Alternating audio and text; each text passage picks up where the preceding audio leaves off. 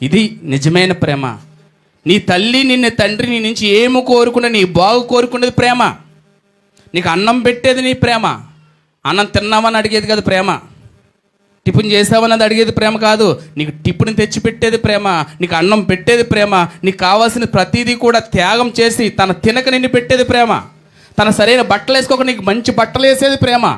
తన సరైన వసతులు లేక ఎన్నో ఇబ్బందులు పడినా నా బిడ్డలు బాధపడకూడదు, నా బిడ్డలు బాగుండాలి, నా బిడ్డలు ఆధ్యాత్మికంగా శరీర సంబంధంగా ఒక ఉన్నతమైన స్థితిలో ఉండాలి, నేను పడిన కష్టం నా బిడ్డలు పడకూడదని ప్రతి తల్లి తండ్రి చేస్తున్న త్యాగమే నిజమైన ప్రేమ.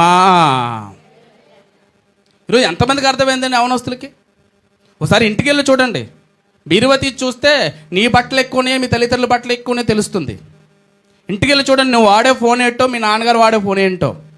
ఇంటికి వెళ్ళిన తర్వాత చూడు, నువ్వు వేసుకున్న చెప్పులు ఏంటో, మీ నాన్న వేసుకున్న చెప్పులు ఏంటో. నువ్వు వేసుకున్న చెప్పులు, నువ్వు వేసుకున్న బట్టలు, నువ్వు తింటున్న తిండి ఆయన కష్టమని మర్చిపోకు. నీకు మంచి చెప్పులు కావాలని చెప్పులు లేకుండా తిరిగే తల్లిదండ్రులు కూడా ఉన్నారు తెలుసా?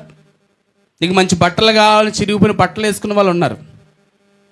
నీ జీవితం బాగుండాలి, మంచిగా చదువుకోవాలి, మరి రెక్కాడిన డొక్కాడకపోయినా నోడుపుని కాల్చుకుని కడుపుని కాల్చుకుని నిన్ను బాగా చదివిస్తే ఒక ఉన్నతమైన స్థితిలో ఉంటావు, మంచి ఉద్యోగం సంపాదించుకుంటామని వాళ్ళు రాత్రంగా పగలగా కష్టపడుతూ నిన్ను ఒక ఉన్నతమైన కాలేజీల్లో స్కూల్లో చదివిస్తున్నారు. ఇందులోనే ఎక్కడైనా స్వార్థం ఉందా? ఇది నీ తల్లిదండ్రులను ప్రేమించి నిన్ను ప్రేమించే వాళ్ళే, నీ బాగు కోరేది వాళ్ళే. వాళ్ళని పట్టించుకోగా వాళ్ళు ఇచ్చిన డబ్బుతో, వాళ్ళు ఇచ్చిన బట్టలతో, వాళ్ళు ఇచ్చిన చెప్పులతో, వాళ్ళు వేసుకున్న ఇచ్చిన సెల్ ఫోన్తో, వారు కన్న బండితో ఎక్కడో ఎవరో మనల్ని నీచంగా మనల్ని నాశనం చేసే ఒక అమ్మాయిలంటే అబ్బాయిలంటే తిరుగుతూ మన జీవితాలు పాడు చేసుకుంటున్నాం. దేవుడు అన్నాడు, నా తర్వాత నువ్వు ప్రేమించవలసింది నీ తల్లిని నీ తండ్రిని మాత్రమే అని చెప్పాడు. దేవునికి స్తోత్రం కలుగును గాక.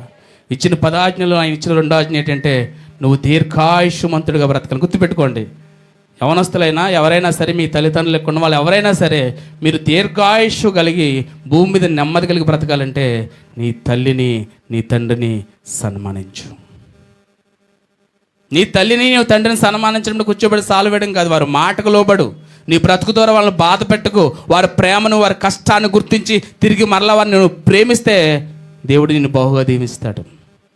ఇక్కడున్న యవనస్తులు కానీ, చదువుకున్న వారు కానీ, ఉద్యోగాలు ఉన్నవారు కానీ మీకు మంచి భవిష్యత్తులు రావాలంటే, మీ జీవితాల్లో అనుకున్నవి మీ జీవితాల్లో జరగాలంటే మీకు ఒక సీక్రెట్ చెప్తాను. ఆ సీక్రెట్ తెలుసా? నీ తల్లిని నీ తండ్రిని సన్మానించు.